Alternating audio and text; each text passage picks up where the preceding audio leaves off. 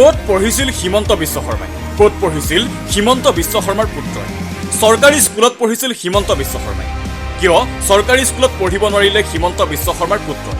প্ৰথমে যাওঁ আহক অসমৰ সৰ্বকালৰ দক্ষ শিক্ষামন্ত্ৰী, স্বাস্থ্যমন্ত্ৰী আৰু মুখ্যমন্ত্ৰীজনৰ পুত্ৰই পঢ়া বিদ্যালয়খনলৈ।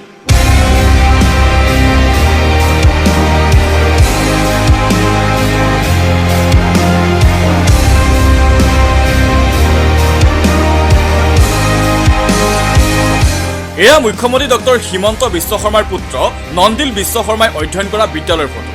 এই বিদ্যালয়ৰ কেপ্টেইন আছিল নন্দিল বিশ্ব শৰ্মা। স্কুল কেপ্টেইন হিচাপে নিজৰ বিদ্যালয়ৰ 84 সংখ্যক প্ৰতিষ্ঠা দিৱসত ভাষণ দিছে নন্দিল বিশ্ব শৰ্মাই। ভিডিঅ'টো 2019 চনৰ। ইউটিউবত উপলব্ধ এই ভিডিঅ'টো আপলোড কৰিছে ৰিণিকী ভূঞা শৰ্মাই। স্কুলখন হ'ল দেৰাদুনৰ প্ৰখ্যাত দুন স্কুল। হিমন্ত বিশ্ব শৰ্মাৰ পুত্ৰই অধ্যয়ন কৰিছিল এইখন দুন স্কুলত, য'ত অধ্যয়ন কৰিছিল ৰাজীৱ গান্ধীৰ পৰা অমিতাভ বচ্চনলৈ অনেক অভিজাত ঘৰৰ ব্যক্তিয়ে।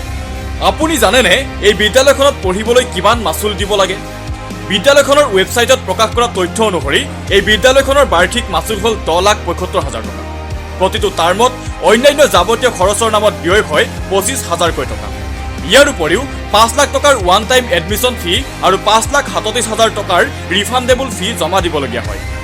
কিন্তু তাৰ বিপৰীতে ক'ত পঢ়িছিল হিমন্ত বিশ্ব শৰ্মাই? এইখন গান্ধী বস্তি মজলীয়া বিদ্যালয়।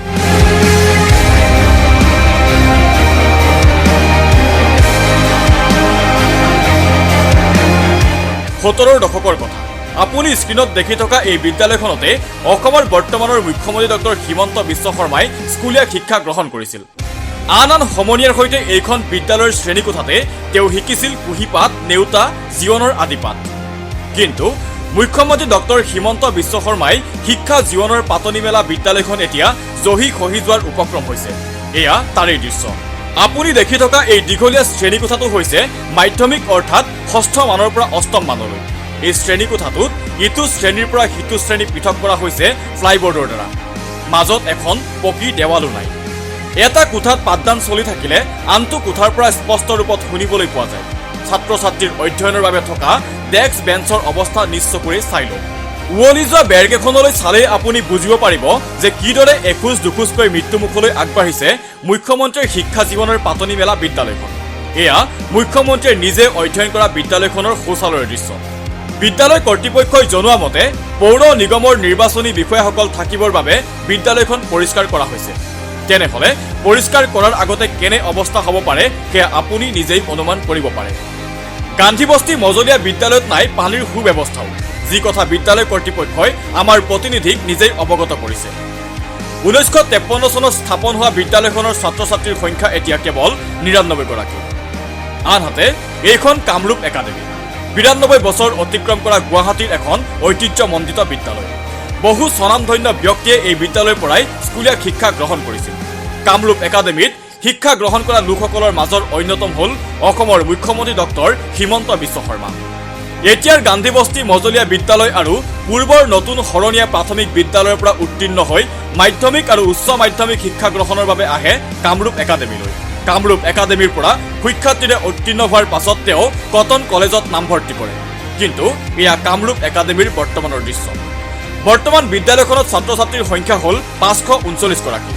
কামৰূপ একাডেমীৰ পূৰ্বে শিক্ষকৰ সংখ্যা আছিল 73 গৰাকী। কিন্তু বৰ্তমান বিদ্যালয়খনত শিক্ষকৰ সংখ্যা হ'ল 44 গৰাকী। কলা শাখাত আছে শিক্ষকৰ অভাৱ। বিদ্যালয়খনৰ আন্তঃগাঁথনিৰ অৱস্থা আমি আপোনাক বুজাই কোৱাৰ প্ৰয়োজন নাই।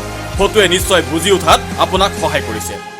বিদ্যালয় কৰ্তৃপক্ষই জনোৱা অনুসৰি বিদ্যালয়খনত এটা নতুন বিল্ডিং নিৰ্মাণৰ কাম চৰকাৰে হাতত লৈছিল যদিও বিগত কেইবামাহো ধৰি এই বিল্ডিংটোৰ নিৰ্মাণ বন্ধ হৈ আছে। ৰাজ্য চৰকাৰে নতুন শিক্ষানীতি বলবৎ কৰাৰ কুচকাৱাজ আৰম্ভ কৰিছে যদিও বৰ্তমানৰ আন্তঃগাঁথনিত সেয়া সম্ভৱ নহয় বুলিও বিদ্যালয় কৰ্তৃপক্ষই জানিবলৈ দিয়ে। বিশেষকৈ কলা শাখাত পৰ্যাপ্ত শিক্ষক আৰু 8ম শ্ৰেণীলৈ বাধ্যতামূলক শিক্ষকৰ অভাৱৰ কথাও অৱগত কৰে বিদ্যালয় কৰ্তৃপক্ষই। উল্লেখযোগ্য যে মুখ্যমন্ত্ৰী ডক্টৰ হিমন্ত বিশ্ব শৰ্মাই অসহায়ভাৱে কৈছে যে অহা 10 বছৰৰ ভিতৰত অসমৰ চৰকাৰী স্কুলবোৰ বন্ধ হৈ পৰিব। মুখ্যমন্ত্ৰীয়ে অধ্যয়ন কৰি অহা বিদ্যালয় দুখন ভৱিষ্যতে ইয়াৰ উত্তম উদাহৰণ হ'ব পাৰে। কিন্তু মুখ্যমন্ত্ৰীয়ে একে সময়তে ঘোষণা কৰিছে যে অসম চৰকাৰে জিডিপিৰ 6% ব্যয় কৰে শিক্ষা খণ্ডত। প্ৰশ্ন হ'ব, তাৰ পাছতো মুখ্যমন্ত্ৰী ডক্টৰ হিমন্ত বিশ্ব শৰ্মাই অধ্যয়ন কৰা বিদ্যালয় দুখনৰ আজি এই দুৰৱস্থা কিয়? কিয় হিমন্ত বিশ্ব শৰ্মাৰ পুত্ৰই অধ্যয়ন কৰিব নোৱাৰিলে গান্ধী বস্তি মজলীয়া বিদ্যালয় অথবা কামৰূপ একাডেমীত। ভাগিন দূৰৰ কথা, দীৰ্ঘকালে অসমৰ শিক্ষামন্ত্ৰীৰ দায়িত্ব পালন কৰা হিমন্ত বিশ্ব শৰ্মাই অন্ততঃ নিজৰ সন্তানৰ বাবে হ'লেও কিয় গঢ়ি তুলিব নোৱাৰিলে এখন উপযুক্ত আৰু উন্নত চৰকাৰী বিদ্যালয়।